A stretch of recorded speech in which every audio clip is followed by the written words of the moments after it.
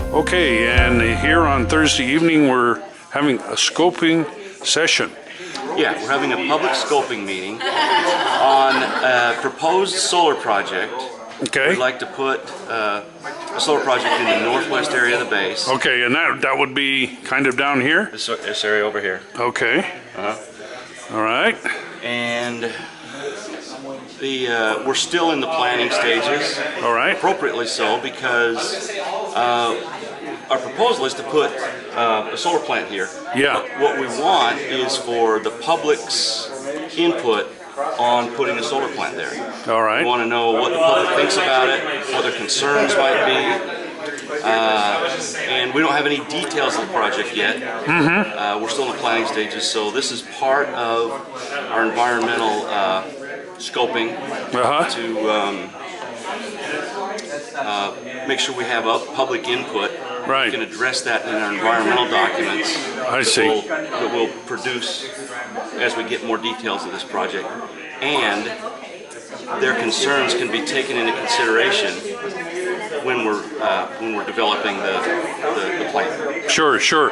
Now, because this is on base, do you have an environmental impact report, a CEQA report, anything like that, or is that all federal? We need to do both an EIS and an EIR. Oh. Because all of the proposed area for the solar facility is on base, but there needs to be a tie-in line from the base to existing power. Okay, over to the existing grid. To the Edison Wind Hub substation up there on Oak Creek, yes. Possibly, or it could tie in here. Oh, okay, LADWP, yes. That is to be determined. Okay, all right.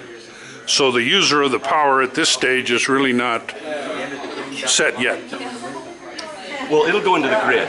Yeah, but Power will go into the grid. We just don't know which way it'll go. Yeah. There are some proposals, and that's part of. We're early in the process, but this is the right point of the process to be asking people what their concerns are. So that's what we're doing here tonight. Thank you very much for your clear explanation of it. You bet. Welcome, everyone. This is our ready to begin the formal presentation of tonight's public scoping meeting.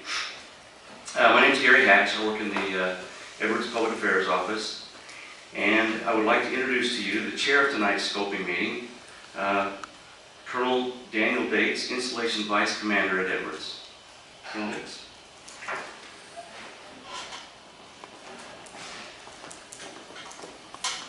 Okay, I think Vera can hear me. I think everybody else knows me. I've introduced myself to John and Wayne, get people who probably didn't know who I was. So thanks for being here.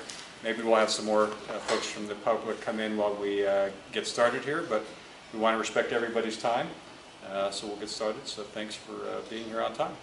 And with that, I'll turn it over to the team. Hello, and thank you all for coming out this evening. My name is Andrea Anderson, and I'm the Edwards Air Force Base Project Manager of the Over Solar Project. Before I go on any further, I'd like to introduce Julio Barrios of Edwards Air Force Base. Julio is a Spanish speaker, and he's here to help anyone in the audience who feels more comfortable addressing their concerns in Spanish rather than English. He will not translate the entire proceeding, but will serve as an aid and will assist in communicating details of the project in Spanish. Julio is also able to support translation of your comments and concerns to the court reporter for those who would like to provide comments in Spanish.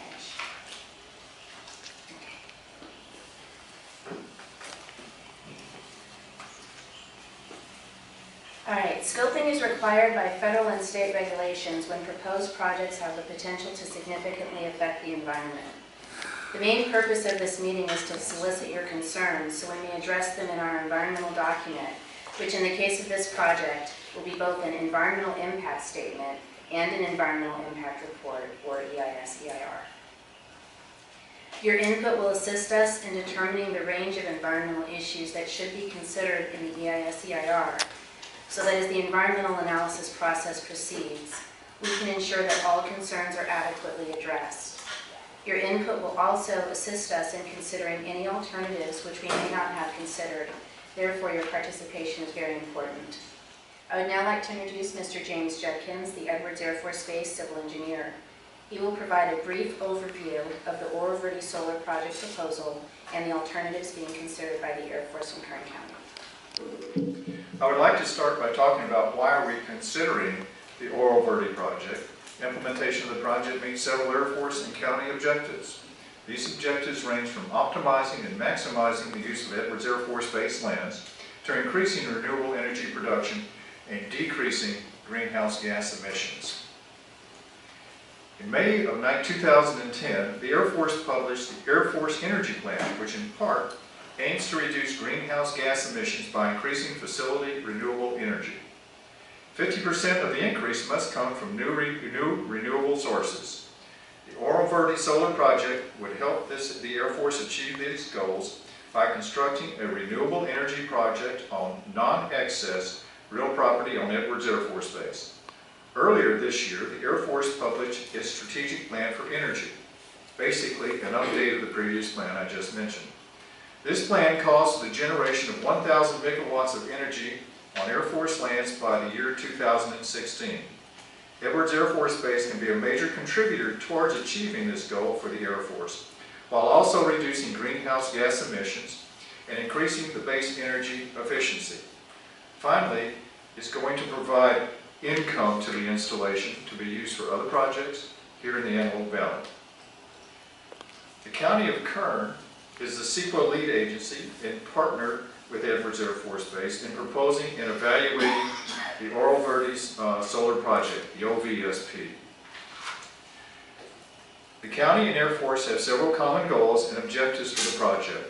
The state of California has passed legislation that increases the requirements for utilities and electrical service providers to provide energy derived from renewable sources while decreasing greenhouse gas emissions. By the year 2020, 33% of the energy provided by service providers must come from renewable sources. These are proposed are gin tie lines that get up to, here's Mojave, here's Bacchus Road, okay, of course, here's Highway 58. The green represents some alternative lines to get to the yellow area, and the alternative routes within the yellow area are so numerous that we can't show them to you. If we put them all in, they'd add up to the yellow that you see right here. I'd like to highlight that this would be the connection point to the LADWP line, and of course the wind hub is right here.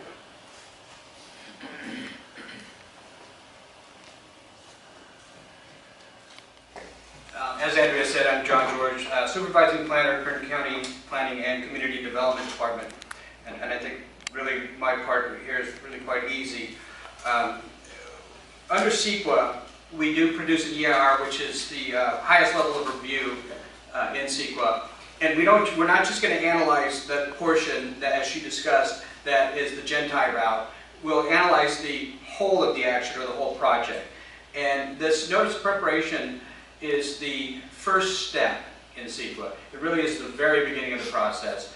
And there's a long way to go and plenty of time for public input. Thank you. The formal presentation part of the meeting tonight.